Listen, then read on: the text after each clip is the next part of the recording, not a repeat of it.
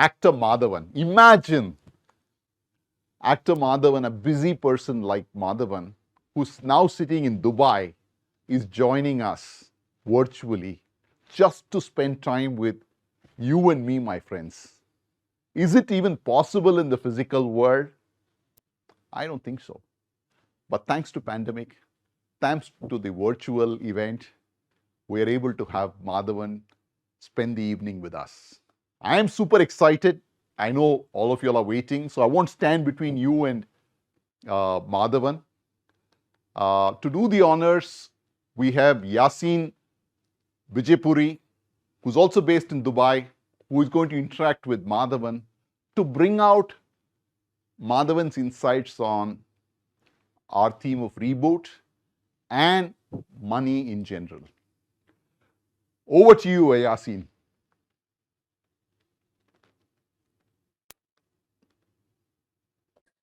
Greetings, Mr. Madhavan, or Dr. Madhavan, or Maddy as you're fondly known. Firstly, welcome to the IFA Galaxy Annual Summit 2022, which is happening virtually. Thank you so much for joining us today. I will be the guest moderator for this session. It's going to be a very special session, right? Of course, we don't need a formal introduction about you. Everyone knows about you, and there is a pan-India audience sitting here waiting to hear from you. But rather, I think what everyone wants to know is what Maddy as a person is up to these days. We have been hearing in the news that about your recent move to Dubai and also some special focus around your son's swimming coaching that is happening over here. Would you be able to shed some light around that, sir? Yeah, Yasin, thank you so much for that very kind introduction. Let's just jump into answering the questions because of the paucity of time. So, your question about the move to Dubai was actually a very abrupt one, which happened in the middle of 2020. My son is in his teens, and this age, when the growth spurts happen, it's extremely important for them to be training. And because of the COVID, there were all the pools in Bombay were completely closed, Mumbai, and there was no facility where he could train. Whereas the rest of the world had actually isolated their swimmers and their coaches in swimming facilities, and they were continuing to train so much so that some of them broke the world record during the COVID era. So if one has to compete in the international arena, it was very important that the training continues, because if you don't train in your growth spurt periods, there is no scope of you ever competing internationally. So Sarita, my wife, actually took that decision and said, you stay here in Bombay and finish your shoots and do your work here. But for Vedant's training, I have to go to Bombay. And she actually upped and left and came to Dubai, and he started his training right away from August of 2020. So I had no choice but to keep following them here and then go back to India for my shoot. So although I reside in India most of the time and shoot in India, I have to keep visiting my family in Dubai. And so now there are two households running, which is not an ideal scenario right now, but we're very happy to do that. And Vedant has been training well, and I hope that he achieves his dreams. Amazing. We see that you've embraced the pandemic and instead of taking this thing, you've looked at it as an opportunity. Of course, we have the audience waiting for you, all the IFA Galaxy members. They're hearing a leading star for the very first time as a special guest.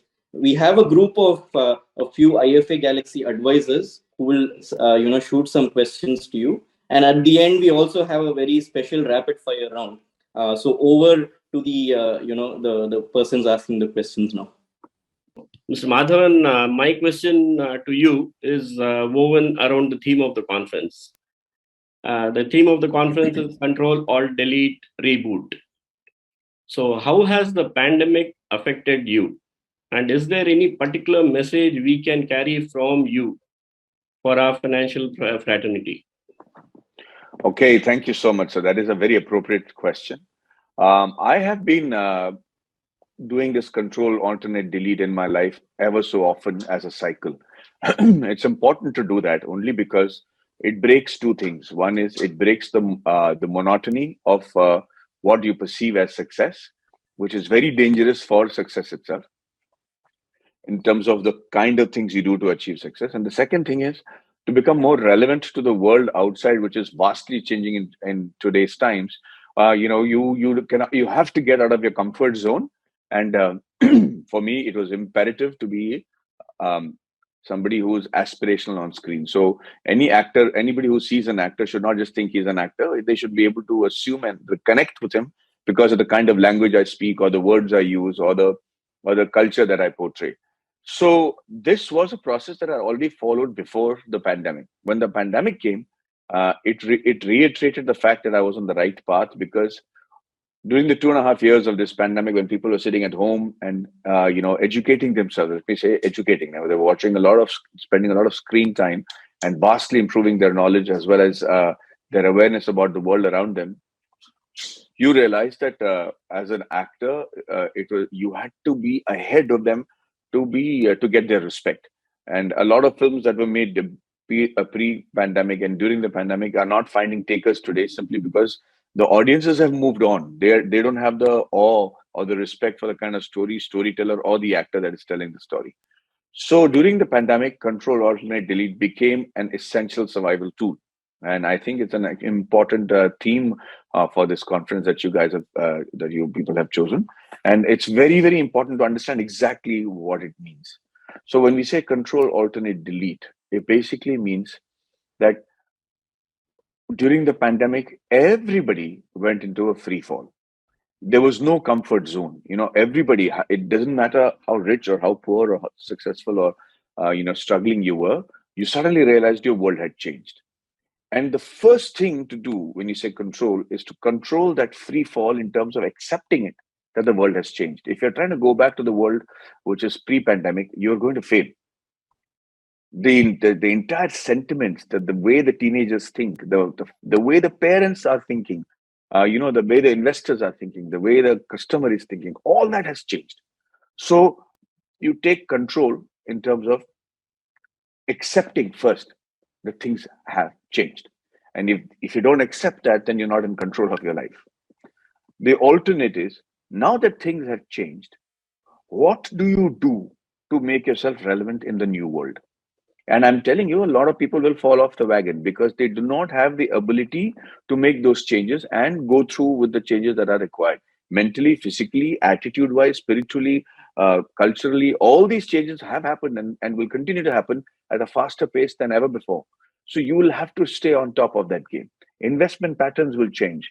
Currencies and the way they're dealt with will change. People's retirement plans will change. Education and academics that is considered relevant will change.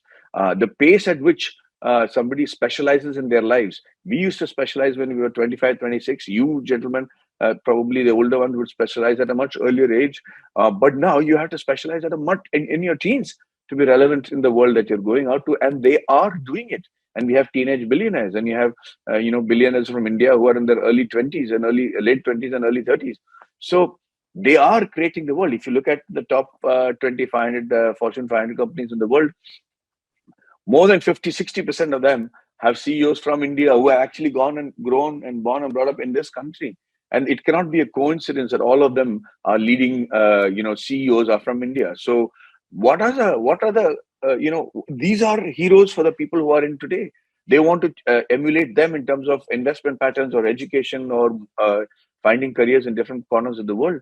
So are you ready, or are you making products for that generation that is actually admiring a Sundar Pichai or a Satya Nadella and want to emulate them? Because those are real heroes, not only Indians, Chinese, Germans, French. Everybody wants to emulate a Sundar Pichai or a Satya Nadella. So what are we catering to in terms of that generation? That is the alternate part of this conference, where you're saying control. Alternate is to find new solutions, new spaces, new avenues of resources and revenue in the new world that we've emerged into, without doubt. And the delete part is where you have to delete your old habits, where you hold on to a lot of your culture because that's a safety net that you have. And I think cultural and spiritual background and your attachment to them is a great safety net, is a great way to keep yourself sane and keep yourself relevant in the old age as you creep into it, because that's going to be the safety net that you require so badly because nothing is a bigger curse than being irrelevant in the society that you live in. So you must stick to it, your culture as well as your spiritual beliefs. But apart from that, what are the other things that you will delete from your patterns, so that there is space enough to accommodate the new information that is coming into your life? And that's why I find the theme and the motto of this conference extremely valuable and extremely appropriate for today's world. I don't think that you could have found a better topic or a philosophy for the discussion. You have given a far better answer than what I anticipated. Thank you so much. Well, I don't know what to make of that, but thank you. Hi, Maddy. What are the some roles that you would never conventionally play? You could never conventionally play, but you would want to play. Okay, thank you, Shobana, for the question. I wish I had the liberty to choose between the offers that come to me and decide which ones I want to do. The way I choose roles are the ones that resonate with me at that given point of time in my life. So I know that for sure I cannot play the kind of roles that Vijay or Ajit are able to do, because they have a huge mass fan following with respect to their ability to dance and entertain the audience with kind of commercial stuff that they do so very well. And I don't think I can ever accept that sort of a role, because I don't think anybody wants to see me dance. But having said that, I have my own niche, and I try to make stories and influence or entertain people with the kind of scripts that are specifically made for my kind of a persona. So if you ask me what kind of roles I will never accept, it'll very difficult for me to accept roles where I'm very hungry, or I'm uneducated, or I'm a pavi, or somebody who's on the side of the road begging. Those kind of roles will not suit this face and nor the language that I speak. So those roles I will never be able to take up. Okay. Hi. Thank you. So, what is the acting process for you? How do you feel minutes prior to start being someone else on the camera? So, do you prescribe to method acting? So I have never learned acting from anybody, in the sense that I've never actually formally learned the art of acting or gone to a school. It's just I just learned at somebody else's experience, and people tolerated me enough while I was learning. Sometimes I look back at the work that I have done, including films like Alai Paide and Manila, and wonder how I survived. And this is not being modest, because you have to be. It has to be. It's a Mani Ratnam film, and all of Mani Ratnam actors are par excellent actors. So for me to be bestowed with that honor itself was overwhelming. But I look back at it and I think I could have done so much better. So when I get into character, be it a soldier or a army man or a scientist or anything that the kind of subjects that I choose, fortunately or unfortunately, require me to be real in my performance. So I cannot be heroic. I cannot be overtly, showing off my heroism on screen. And the heroism comes with the deed and the performance and getting into character. So I have to say that I've been blessed with multiple life experiences in detail to be able to carry out these roles. For example, my NCC training with the Army, Navy, and the Air Force, and training abroad as well, has helped me understand how, to a certain extent, how the defense people work, how they think, what they feel, how their world is very different from a civilian world. So to know how a army man salutes, to know the difference between an army salute, a Navy salute, and an Air Force salute, all these small details that people might not actually know or notice, but they perceive it.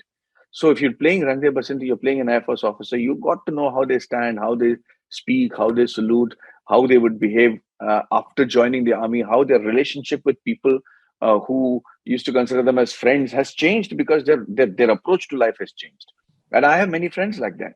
So those life experiences help me inculcate those habits in the characters that I play. So be it a software engineer, or be it a carpenter, or if it has to be a writer, then these are all real life observations that I do, but I don't try to act like them. So if you ask me to act like an MGR, or act like Shah Rukh Khan, or act like Amitabh Bachchan, I am so bad at it, you'll lose all respect for me in my term to emulate somebody else. But what I do is that I take the character, I understand exactly the situation that he is in. I use all my life experiences to cover the fact that it's Maddy doing it, but I make sure that it is Madhavan who's there in that scene. And let me explain what I mean by that. So if somebody is in a scene being yelled at by his wife, for instance, then I don't try to behave any differently than I would actually, Madhavan will actually behave if he's being yelled at by his wife. But I will use the kavach or the exoskeleton of the life experiences that I have in portraying that character to manipulate my body movements in such a manner that it looks like an army man is being yelled at, or a writer is being yelled at, or a computer scientist is being yelled at. But the expressions on the face are purely what you'll see me in real life too. An example for that is Rang De Basanti, for instance. I was playing an Air Force officer. I had only 9 minutes to show that I'm a great patriot, a good son, a good boyfriend, a good friend that the friends are able to give their lives up for. And these things, you need an entire film to prove one of these things. So when the director asked me to do it, I said, you're asking me to be all this when giving me one scene. I'm totally there about 9 or 10 minutes in the film. And he said, that's why we are giving it to you. And then I figured out that the best way to do it is that when the character dies, you should feel that Maddy actually left them and went away. So the director decided not to direct me at all in the scene. He said, just be yourself, Maddy. And that's how though that character became real. And even though it's only there for 8-9 minutes, it's very impactful. And I learned those lessons like that. So for me to get into character is important. And I was playing an animal of a guy who was supposed to be, a wife beater and stuff like that. And my wife used to say, when you're coming home after the shoot, please leave that character outside the house and come, because you're walking around the house like a beast. And she was very uncomfortable with it. So that's how I get into and out of character and try to make them real. Making it real is very important for the kind of stories that I select.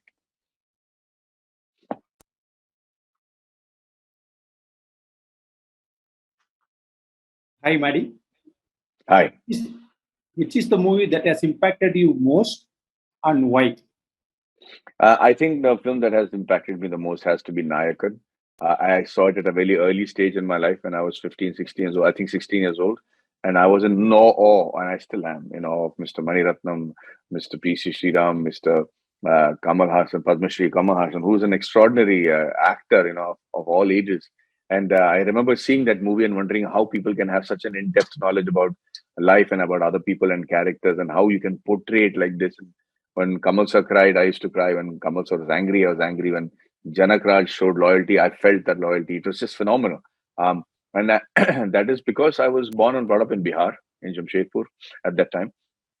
And we didn't get much chances to see too many movies, especially the South films. And so my whole love for cinema and maybe even for acting, which I didn't realize till much later in my life, was kindled by this one movie that I saw by Mani Ratnam sir, and that has got to be my favorite film. In an industry in which is very highly competitive and very challenging, and many a star fades away. Like we know that you have weathered many a storm and fought many a battle and stayed relevant. And we wish you all the best, of course. And we also look forward to your next film.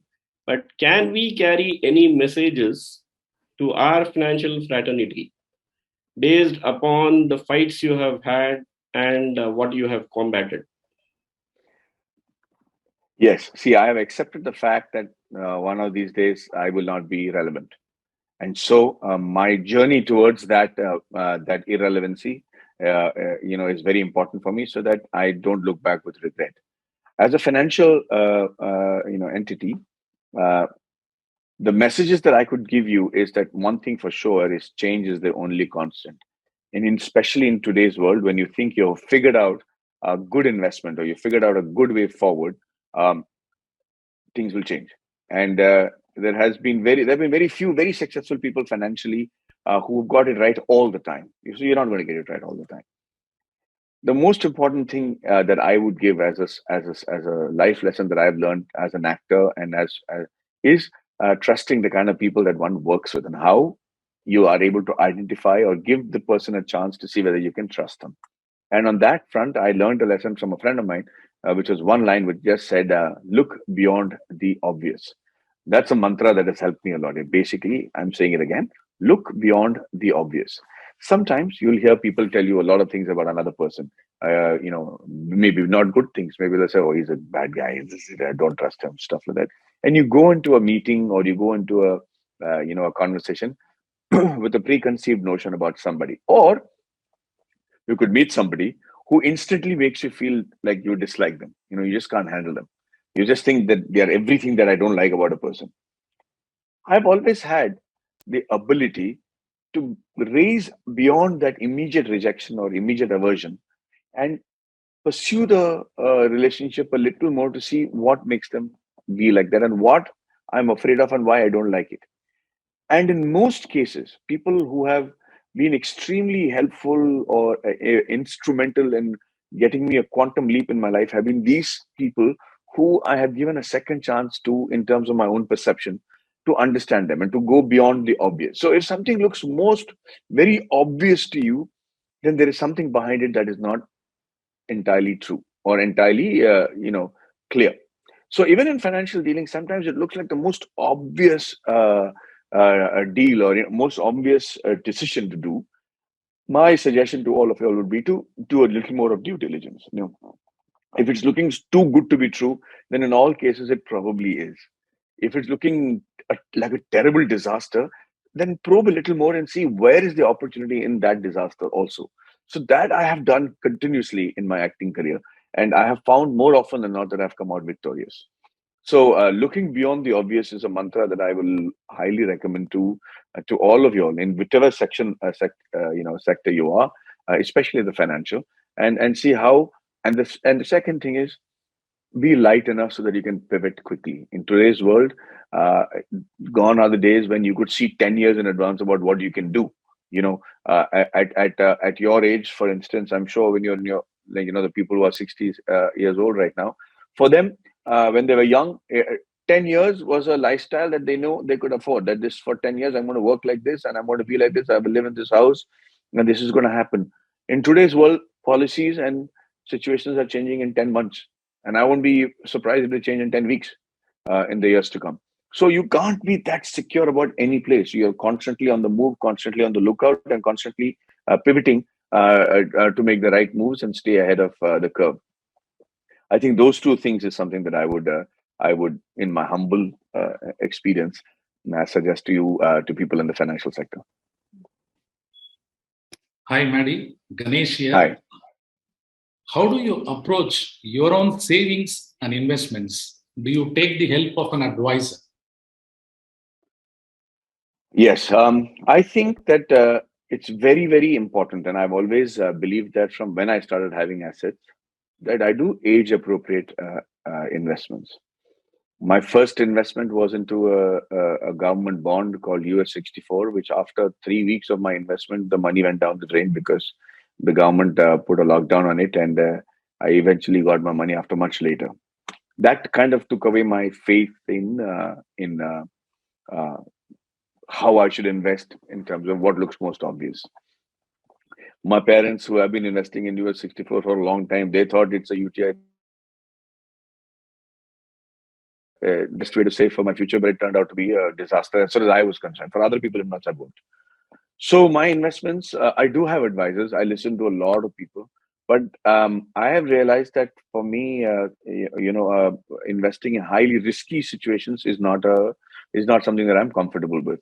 So and also age appropriate. So I want to make sure that I enjoy my wealth while I can. I'm able to provide the best education for my son. I'm able to enjoy a good car or a good lifestyle while I can, because no point in me making 25 crores when I'm 65 years old when I can't spend that money. It doesn't make sense. As you grow older, you become minimalistic in your approach. You want a smaller house, you want lesser people to be roaming around the place, you want lesser assets, you want to have things under control so that you can enjoy the finer aspects of life. So mostly real estate for me, with whatever little money that I managed to save, and that has proven to be more over a long period of time has been a fairly successful investment. And apart from that, I don't have many advisors, because every advisor comes in with a point of view that makes him think that he understands what I want. So by the time I explain to them that this is what I want to do, most people have come back with a answer that it's best that you just pay your taxes, which you are always doing on time. Save that that money, and if you're comfortable investing in real estate, do that. Because I don't have the ability, or I don't have the bad habit of living beyond my means. So I don't spend more money than I earn, and I don't have the idea of either showing off my wealth. So when these three things have been kept away, then I feel extremely comfortable with the kind of investments I've made right now. And of course, advisory help is extremely important, because in today's world, the cryptocurrency is creeping in. The blockchains and the metaverse is going to be a completely different financial structuring and philosophy. And one has to stay ahead of the curve to understand that and make the right investments. So that's where I am in my life financially. Very, very interesting thoughts, Maddy. Suppose you were to choose an advisor today, what qualities would you look out for? I think I would like to see how aware and how knowledgeable he is about the current financial situations around the world. I would like him to see, I would like to see whether he understands my philosophy first, where I want to head and what kind of investments I want to make and what investments make me comfortable. And I want to see if he's able to relate to that. And if he's able to do both those things and then give me an advice that I think is valuable, then he is the right advisor for me. Those are the qualities I will definitely look for in somebody who's a financial advisor for me.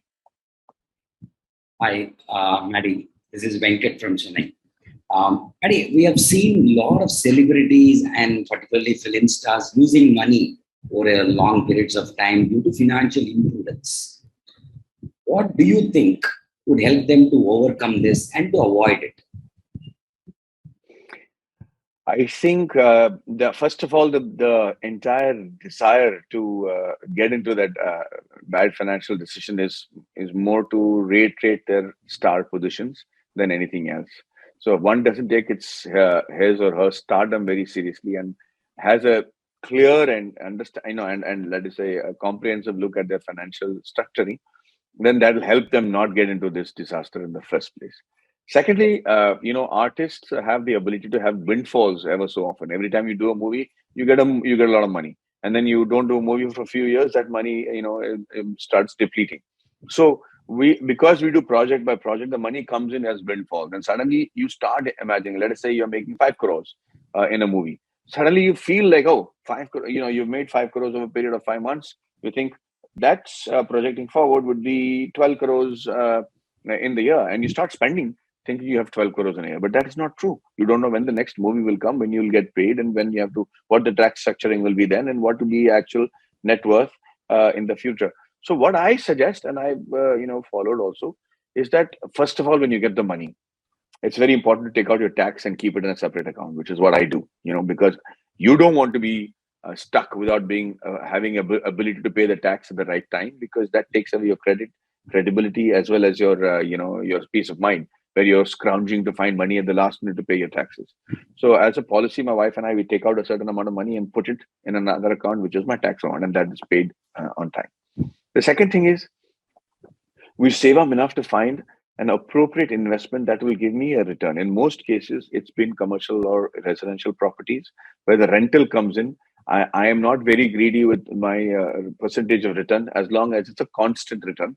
And so I know that this is the amount of money in which I should live my monthly lifestyle in. So I would definitely look at rental income from commercial properties, or smart investments where even if you're getting a couple of percentage less, but it's a constant income that that whatever happens, you're going to get in a month, and you live your life under that. So your EMIs, your lifestyle, everything is under that. And if you're able to do that, then you're able to concentrate more on your work. There is no stress on the kind of movies you take. You're not forced to do movies because you're for the sake of money. That has helped me over a period of time. So if you ask me, why I do so less films, it's only because of this. It's because I know that this is a constant thing. I can choose the kind of work I want to do. I want to make sure that every film I do is remembered for its content, or every project that I do is remembered for its content. And I have the freedom to do that because I've structured my finances in such a manner that I don't have to earn a certain amount of money every month just to keep the fires burning. Most people have become extravagant in their expenses and their show off. So they buy a car which they can't afford just because they think that that's going to be the constant income.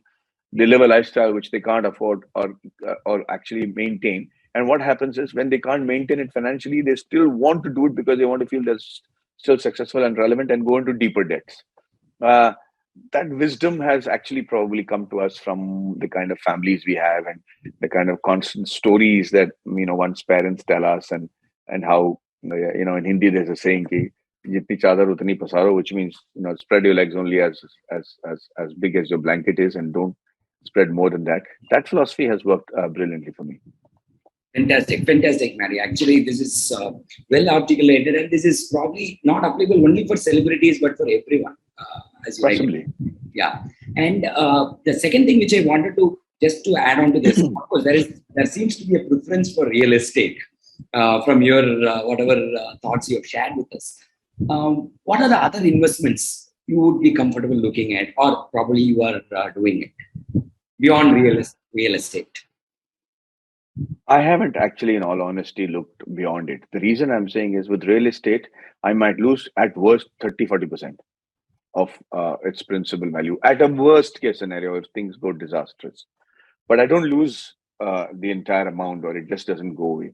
With other investments, I haven't been comfortable because after my first bad experience with the US 64, I've realized that I don't want to look at anything else apart from. So even though stocks and bonds have been something that people have, I've been suggesting that I go into at all times. I have found it difficult to, like I said, it's worked for a lot of my friends. It's worked brilliantly for a lot of my friends.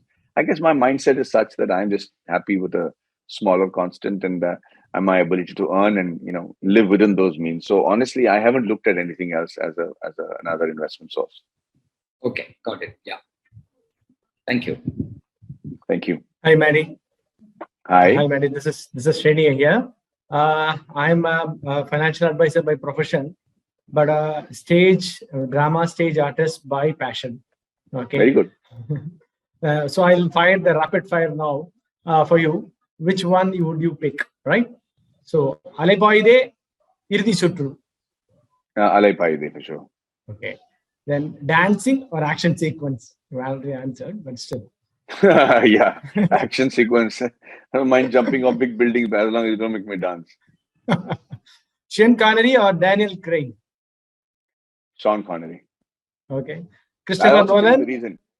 I'll also tell you, because these kind of people have managed to stay relevant till the end of their lives. That's a very big blessing. Absolutely. Christopher Nolan or Steven Spielberg? Steven Spielberg, because he was a pioneer of futuristic cinema, and you have to have a lot of guts to be able to do the kind of stuff he did earlier on in his life. Right. Romance or pathos? Romance, of course. I think that's true. Theater or OTT? Theater. Okay. Then this is what to do with the family. Control or care? Control or?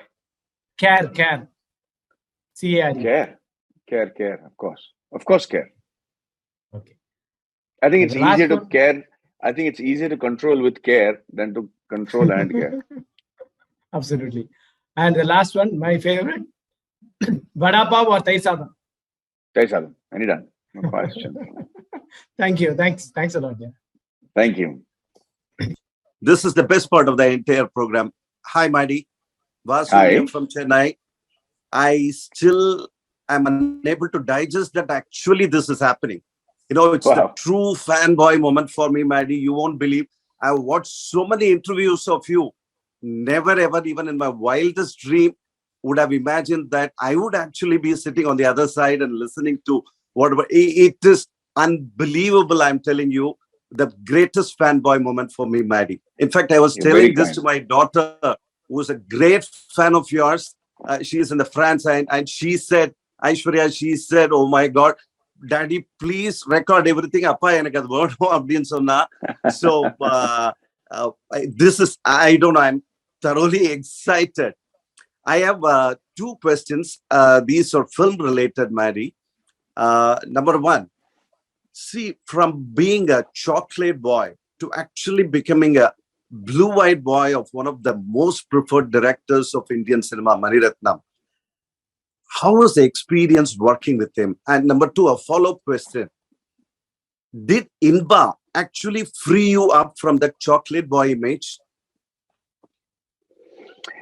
First of all, thank you for the kind words, and please give my regards to your daughter. Very kind of you. Thank you. Thank you. Answering your question, working with Mani sir is actually like going to a university. You must remember that I haven't had any formal training, and I am nowhere in the league of actors that he's worked with before me. So I was very nervous when I went onto the set the first day. And then this is one of the mindsets that I use, as a survival technique in my life. So because of my shoot on the first day, I was very, very nervous because I was on the set with legends. There was P.C. Sriram as the cameraman. There was A.R. Rahman as a music director. There was Tota Dharni for art. There was, Farah Master for choreography. There was Shalini, who was a star by herself, and I was a newcomer. And so obviously, to imagine that I'll be as good of or accepted by them was too much of a call. And suddenly, I looked at it differently. I said, "Hey, Madhavan, if the film releases and for some reason it doesn't work, then nobody's going to fire the first arrow at you. There are 6 people who will come before you. There'll be Mani sir, A.R. Rahman, P.C. Sriram. All the people first, they will get the flag, then I will get the flag. So what are you afraid of?" So I said, I let my spirit loose and started acting. Mani sir has been a complete boon and a huge catapult in my life as an actor, as somebody who understands cinema and creating my love for cinema. I mean, he's been instrumental in I used to tell him, "Mani sir, I've already done 2 films with you. I'm already completely spoiled. I don't think I'll do any more films because it's only downwards from now on."